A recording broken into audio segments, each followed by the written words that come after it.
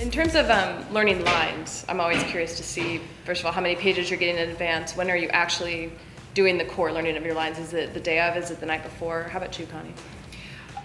It really depends on what I'm working on. You're in a new pilot right now, so you're sort of kind of getting back into shooting. And what everybody was saying about good writing, it's so true, because people are always like, how do you learn all those lines? And it's like, well, if the writing is good, it's actually very easy, because it feels very organic when you're learning it. And on Friday Night Lights, even though some of that ended up being improvised, we actually did spend a lot of time on our lines. And Kyle Chandler and I, we used to say all the time, you got to know your lines backwards and forwards, and then you can go and run with it and do whatever you want and let it come to life. But the foundation is knowing every bit of that, and so I find that to be very useful.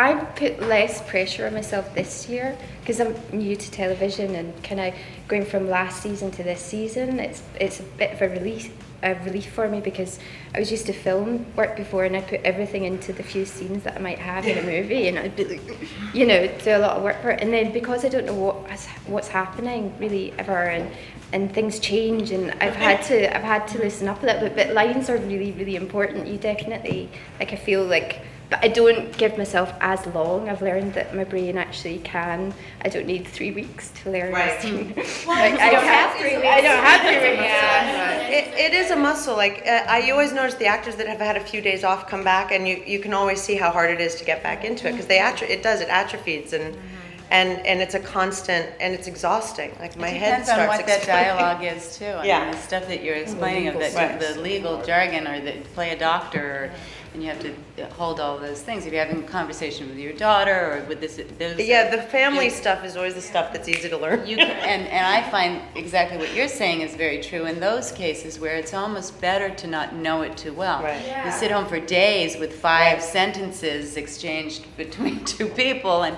you think of too many great ideas and how to end it. That's the beauty of television, though, I think, is you have no luxurious time to. So you just by the seat of your pants, whatever you can. And there's a real beauty to that. I mean, I think that just gives a real spontaneity to the performance, and in a way that, and I think that in combination with the longer run of a TV show, it's like you can have that spontaneity and also really get to know that character and really let that character have an evolution.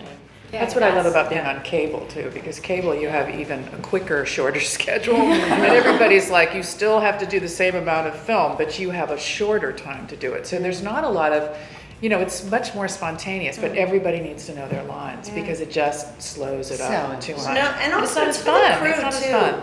Oh, and then the person that doesn't know their lines comes in, and they're the biggest pain in the ass on the set. But that's because they're embarrassed with their lines. Exactly.